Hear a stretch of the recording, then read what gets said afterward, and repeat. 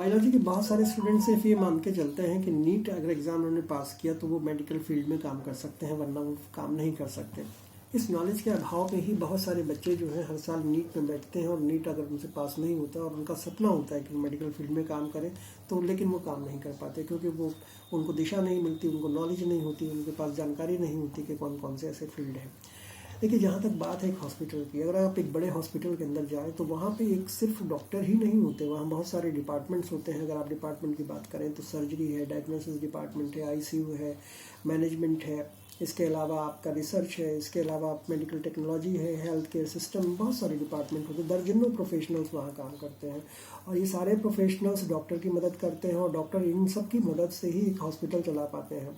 तो कहने का मतलब ये हुआ कि अगर नीट में आप क्वालिफाइड नहीं हो पा रहे हैं तो इसका मतलब ये नहीं है कि मेडिकल फील्ड में अब आप काम नहीं कर सकते। बहुत सारे ऐसे फील्ड्स हैं, बहुत सारे ऐसे प्रोफेशन हैं जिनको आपका मेडिकल फील्ड में अपना सकते हैं और बहुत सारा अच्छा खासा पैसा कमा सकते हैं। अब सवाल ये है कि ऐसा क्यों नहीं हो पाता। ऐसा इसलिए नहीं होता क्योंकि बहुत सारे लोगों को, जो बच्चे होते हैं, उनको इस बारे में जानकारी नहीं होती, नॉलेज नहीं होती कि नीट के अलावा कौन कौन से ऐसे एरियाज़ हैं जिनमें वो काम कर सकते हैं। सबसे पहली बहुत इंपॉर्टेंट चीज़ ये है कि आपके पास नॉलेज होनी चाहिए, डेडिकेशन होना चाहिए, और आपकी स्किल होनी चाहिए। अगर ये तीन चीज़ें आपके पास हैं तो आप मेडिकल फील्ड में तमाम नौकरियां कर सकते हैं, तमाम काम आपको मिल सकते हैं, करियर बना सकते हैं। जैसे कि अगर आप बात करें कि पहला अगर मैं आपको बताऊं तो कार्डिक फ्यूरोलॉजिस्ट का एक डिपार्टमेंट होता है, एक काम होता है कि जब आपका जो हार्ट की सर्जरी होती है तो जब हार्ट को निकाला जाता है तो पूरे बॉडी को ब्लड की सप्लाई करने के लिए एक मशीन से उसे जोड़ दिया जाता है, और इस मशीन से जोड़ने का जो काम है वो एक जो टेक्नीशियन है वो करता है। उसका नाम होता है कार्डिक परफॉर्मिस्ट। इसका एक कोर्स होता है जो आप करने के लिए, अगर आपको बीएससी इसके लिए करनी पड़ेगी, बीएससी परफॉर्मिस्ट का कोर्स करना पड़ेगा, और 3 से 5 लाख रुपए तक आप इसमें कमा सकते हैं एनुअली।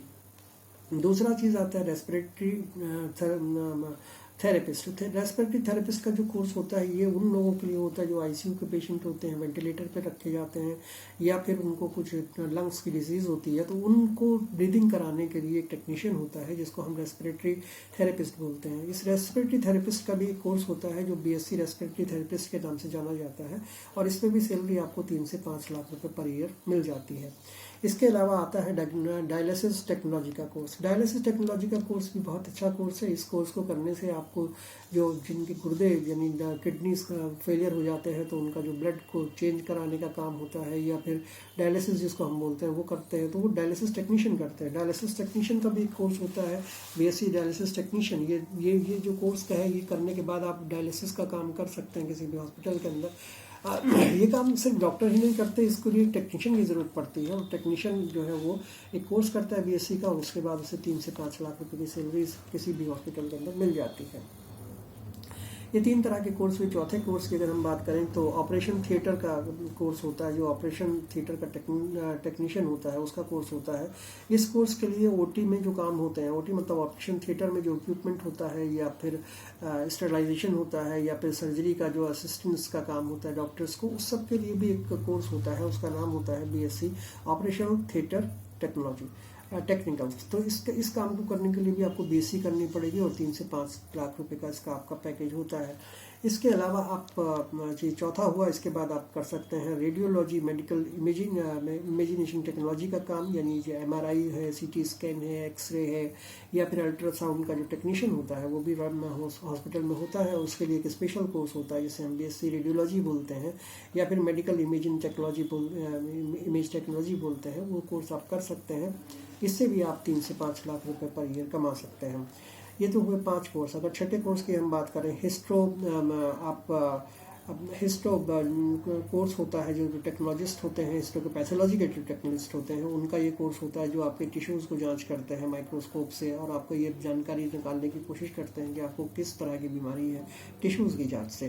तो इसके लिए भी एक कोर्स होता है बीएससी मेडिकल लैब टेक्नीशियन का, या पैथोलॉजी स्पेशलिस्ट का कोर्स होता है, और इसको करने के बाद भी आप 3 से 5 लाख रुपये महीना साल के कमा सकते हैं।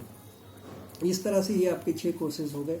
अगर आप सब 7वें कोर्स की बात करें तो एक मॉलिकुलर डायग्नोस्टिक का काम होता है, स्पेशलिस्ट होता है, उसका वो काम करता है जो आपका डीएनए की रिपोर्ट होती है, पीसीआर की जो टेस्टिंग होती है, जेनेटिक टेस्टिंग होती है, ये सारे काम जो है वो एक लैब में किए जाते हैं। और इस लैब को में जो टेक्नीशियन इसका काम करता है उसे मॉलिकुलर डायग्नोस्टिक स्पेशलिस्ट बोलते हैं। और इसके लिए भी आपको बीएससी माइक्रोबायोलॉजी का कोर्स करना पड़ता है, बायोटेक्नोलॉजी का कोर्स भी इसके लिए आता है, और बीएससी माइक्रो मॉलिकुलर का कोर्स भी इसके लिए होता है। और इसमें अगर आप इस टेक्नीशियन का टेक्नोलॉजिस्ट का कोर्स करेंगे, टेक्नीशियन का कोर्स करेंगे तो फिर इसके बाद आपको 3 से 6 लाख रुपए का पैकेज किसी भी हॉस्पिटल में मिल जाता है। इसके बाद नंबर 7 पे आता है बायोमेडिकल इंजीनियरिंग। बायोमेडिकल इंजीनियरिंग भी हॉस्पिटल से जुड़ा हुआ होता है, यानी कि आपका जो वेंटिलेटर होता है, मॉनिटर होते हैं, सिस्टम होते हैं, या फिर इमेज मशीन होती है, इस सब की इन सबको ठीक करना, देखना ये ठीक से काम कर रहे हैं कि नहीं कर रहे हैं, इनके लिए भी एक टेक्नीशियन होता है। वो बीएससी उसके लिए करनी ज़रूरी है। बीएससी बायो मेडिकल इंजीनियरिंग का कोर्स होता है, ये 4 से 7 लाख रुपये महीने तक साल तक कमा लेता है। इस तरह से ये 8 कोर्स हो गए। 9वें कोर्स की अगर हम बात करें तो मेडिकल फिजिस्ट कैंसर स्पेशलिस्ट होता है, जो कि आपको जो रेडियोलॉजी का काम होता है, जो रेडिएशन का काम होता है वो काम करता है। ये थेरेपी इसको जो है जो डॉक्टर के साथ मिलकर ये जो रेडिएशन का काम होता है कैंसर के मरीजों के लिए, उसमें डॉक्टर के साथ काम करता है। इसके लिए आपको एमएससी करनी पड़ेगी, एमएससी मेडिकल फिजिस्ट का कोर्स करना पड़ता है। ये 5 से 8 लाख रुपए साल तक आपको सैलरीज जो है किसी हॉस्पिटल के अंदर दिला सकता है। तो इस तरह से ये 9 कोर्स हो गए। अब एक कोर्स आपका और बचता है जो ड्रग से रिलेटेड होता है। टैक्सिकोलॉजी उसका नाम होता है। टैक्सिकोलॉजी ड्रग केमिकल स्पेशलिस्ट होता है। वो आपके जो बॉडी में जो आपका कुछ पॉइजन या कुछ हो चला जाता है तो वो ये चेक करने की कोशिश करता है कि आपकी बॉडी को कितना उससे नुकसान हुआ है किसी पॉइजन से। तो ये टैक्सिकोलॉजी का काम होता है। तो इसके लिए भी आपको एमएससी टैक्सिकोलॉजी करनी पड़ती है, और 5 से 7 लाख रुपए तक इसमें आपको सालाना मिल जाते हैं। तो कहने का मतलब ये हुआ कि एक हॉस्पिटल के अंदर सिर्फ एक डॉक्टर ही नहीं होता, बल्कि इसमें बहुत सारे ऐसे भी प्रोफेशनल्स होते हैं जो पूरे हॉस्पिटल को चलाते हैं, हॉस्पिटल में डॉक्टर्स की मदद करते हैं।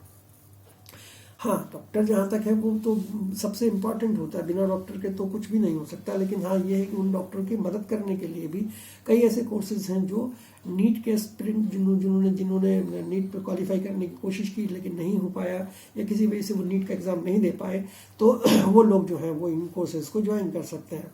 मैंने आज आपको 10 कोर्सेज बताए हैं, ऐसे 10 और 20 कोर्सेज और हो सकते हैं जिनको करने से आप किसी हॉस्पिटल के अंदर अच्छा करियर बना सकते हैं, वहाँ अच्छी खासी कमाई कर सकते हैं।